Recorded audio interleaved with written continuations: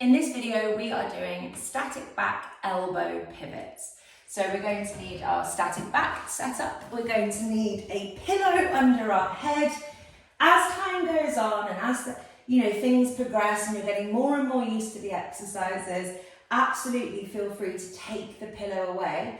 But really do have that awareness that if you take the pillow away and you notice that the rib cage lifts up, or that your shoulders are really rounded forwards and your head is kind of tilting backwards, that is not beneficial.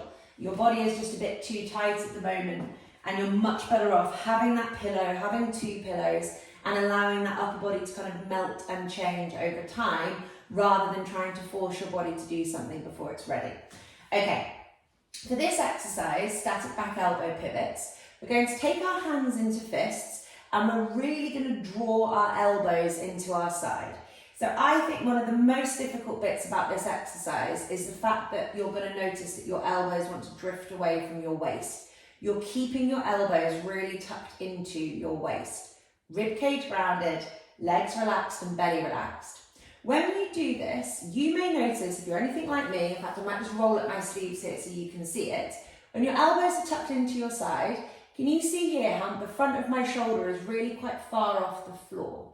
So this shoulder is in protraction. So because my shoulders are so tight, you're seeing how they want to stay rounded up off the floor.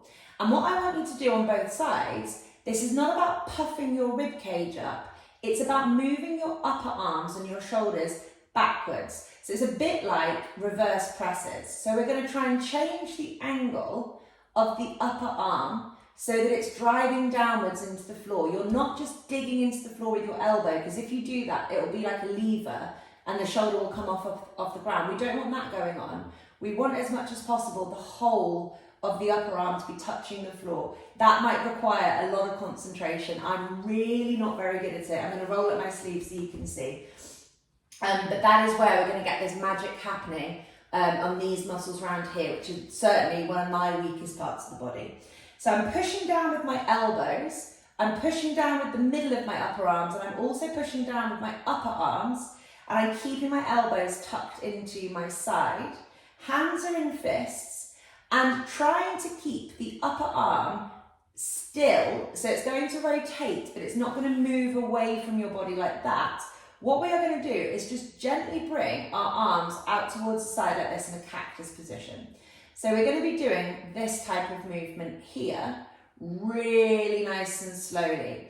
So you will likely notice, as I've already said, that the elbows are going to want to drift away, the shoulders are going to want to round up, and you may also notice that you're doing funny angles with your wrists. So your wrists are kind of moving around like this. You're really trying to keep this 90-degree angle at the elbow as we pivot the arm open. And your intention is not to get your hand on the floor, because if you're focusing on your hand, firstly, you're going to compensate through the shoulder, but you also might bend your wrist to get there, which isn't the upper arm rotating in the way that we want. Your ultimate aim is actually the back of your wrist, but really don't worry about how far you're going. What we're trying to get you feeling into is the rotation in the upper arm. It's going to feel really odd and different for most people because we're recruiting muscles in the rotator cuff that we we pretty often don't wake up. Definitely me. Okay, we're going to set the timer here. 5 minutes, off we go.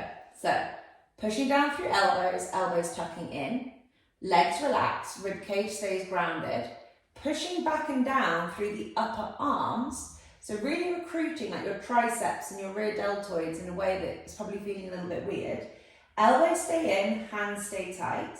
Very slowly and mindfully, you're going to pivot your arms down towards the ground, and you're just going to stop at the point where you might feel tempted to bend your wrists, or you might notice that the wrists move out of the 90-degree angle, or where you lose control of that shoulder position. And then we're going to come back up to the start.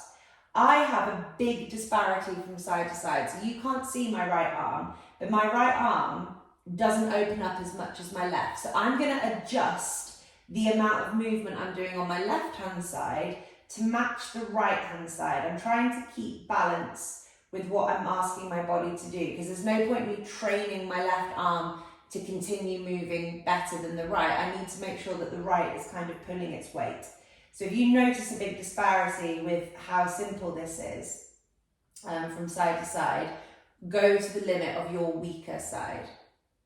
Nice and slow. So this time I'm going to go a little bit further, just that right side's a little bit more warmed up. I'm going to reset myself, make sure that the elbows aren't driving away from the body, really try and push back through the upper arms without puffing the rib cage as much as possible. That's waking up those kind of shoulder extensors that are super weak in my body, and keeping that downward push as well as tucking in with the elbows and carrying on with this rotation.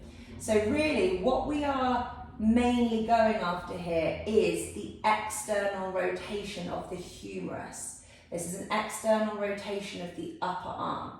And by doing this, we're going to help open ourselves up across the front of our chest, as well as strengthen, as I've already mentioned, those muscles that are very heavily involved in the rounded shoulder position.